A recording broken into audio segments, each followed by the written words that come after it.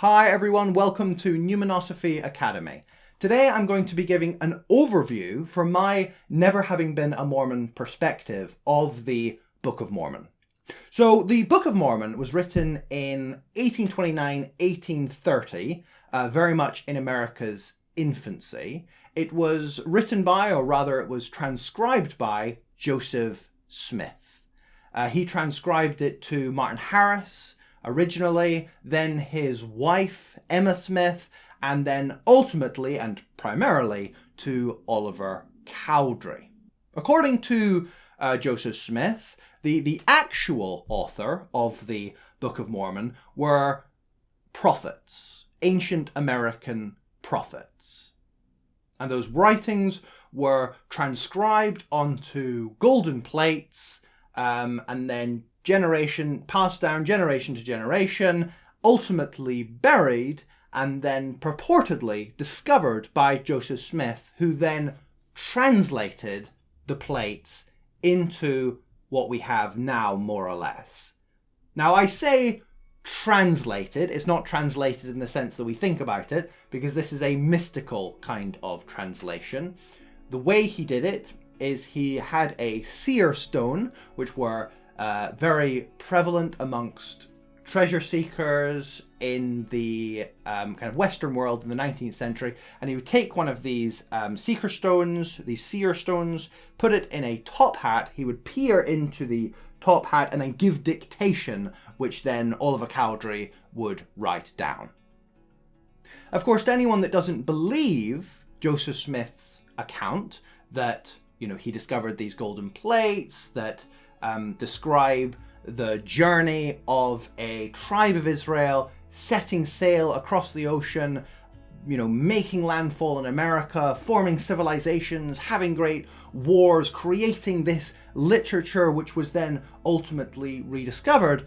They're left with really only one alternative, one plausible alternative as far as I'm concerned, that the entire thing was written and fabricated by Joseph Smith himself, given his well-honed storytelling abilities, given his familiarity with the Bible, and given his knowledge of kind of folk understandings of the origins of the United States, particularly concerning how the Native Americans ended up on the American continent.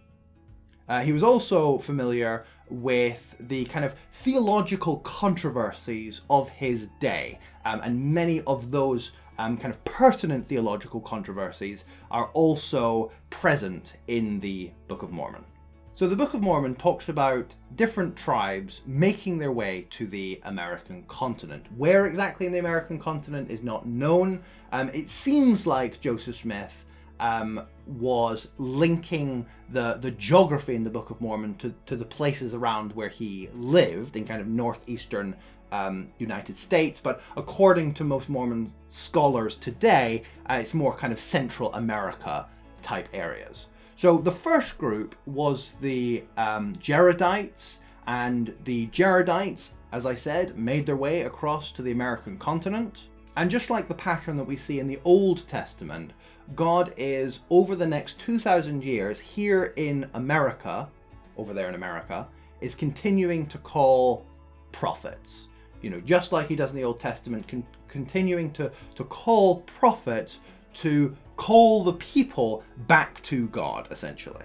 Again, similar to the Old Testament, there are these kind of rebellions against God that result in great schisms and great wars between different factions, which are all the descendants of the Israelite tribes.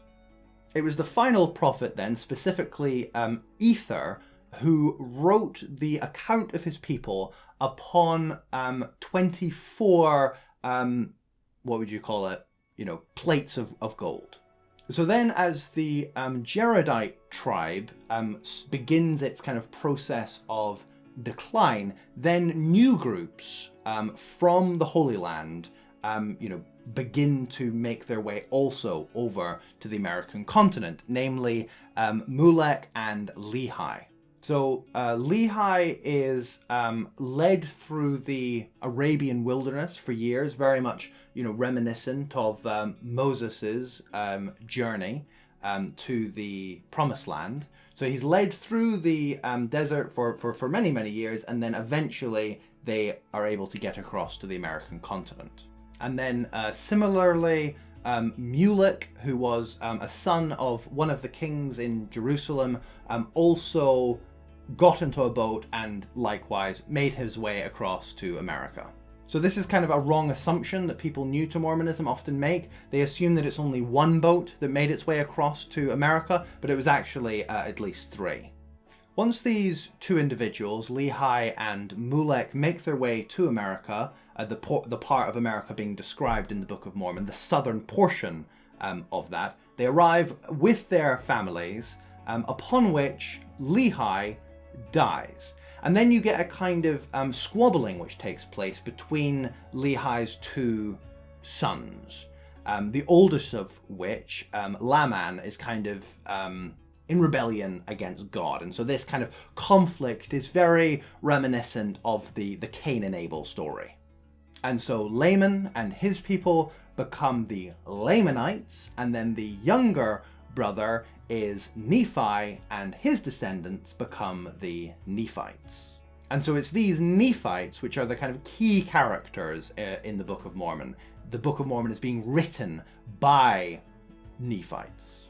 And so now you get a period of about 450 years in which there's basically just lots of war happening between the Lamanites and the Nephites, and they're just trying to destroy one another, essentially.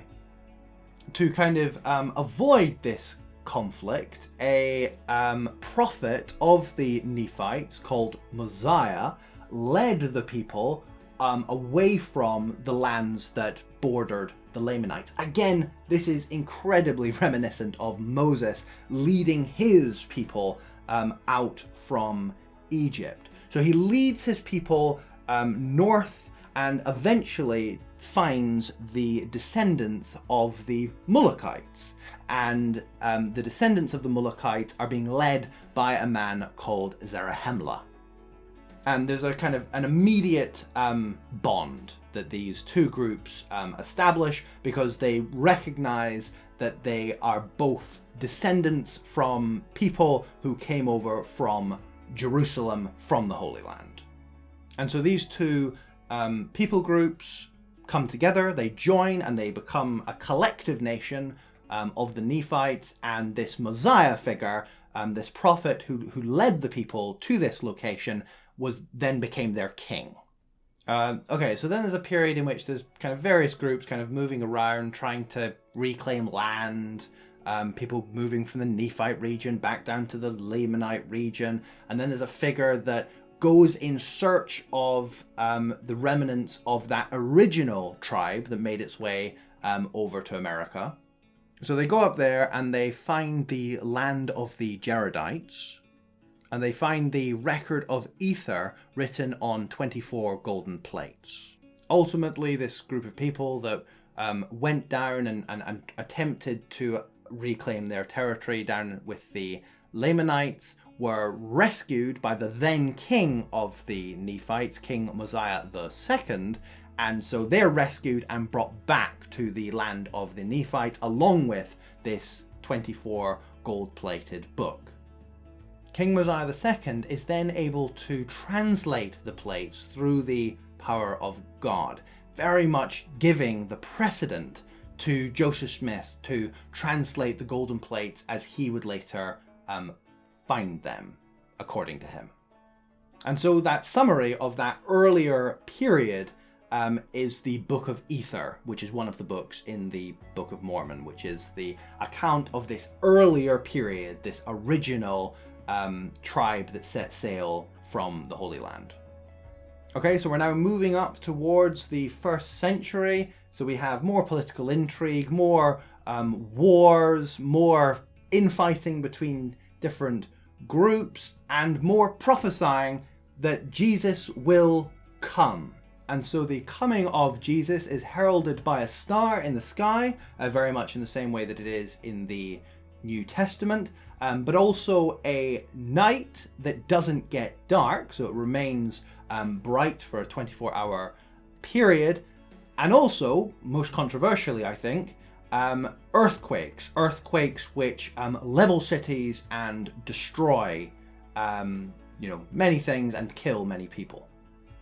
And then, of course, according to the New Testament, after Jesus is crucified, he is then resurrected and teaches his disciples for a period of 40 days, after which he ascends up to heaven and, according to the Book of Mormon, then goes down again and visits the lost tribes of Israel, i.e. visits the descendants of these tribes of Israel in the American continent. For many days then, he is ministering to the Nephites. He is teaching them many of the things that you find in the New Testament. For example, the Sermon on the Mount is almost duplicated exactly in the Book of Mormon. He's healing people, again, like he does in the New Testament, and he establishes his church amongst the Nephite people. And then what follows is a kind of 200-year period in which people are so enamored by seeing Jesus, hearing his teachings, that they all live in peace and harmony, but ultimately pride and corruption once again begin to enter in on the picture. And then by 350, Mormon is abridging the history of his people into the Book of Mormon, into the golden plates, which Joseph Smith would find. And he's doing so as the Lamanites and the Nephites are kind of in this kind of final war, which would cause their ultimate destruction. And that's it. The book is then taken by Moroni, who finishes the book and then buries it for Joseph Smith to ultimately find. Moroni then becomes ultimately the angel Moroni, who is the golden figure you can see on top of Mormon temples today.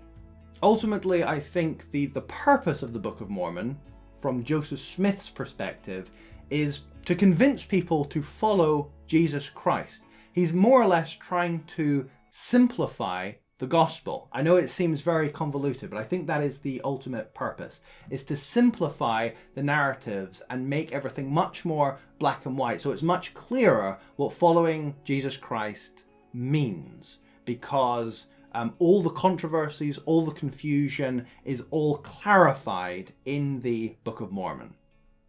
And so I think even though a fraud is being perpetrated, it's being done with the best intentions. Which of course we might not think too kindly on now, but I think that was Joseph Smith's intent. It was to bring people ultimately back to Jesus. And so hence why today, if LDS missionaries come to your door, they encourage you to read the Book of Mormon and to ask yourself whether it feels true to you, whether you have a testimony upon reading it that the words therein are truthful. Okay, so that is the Book of Mormon in a nutshell.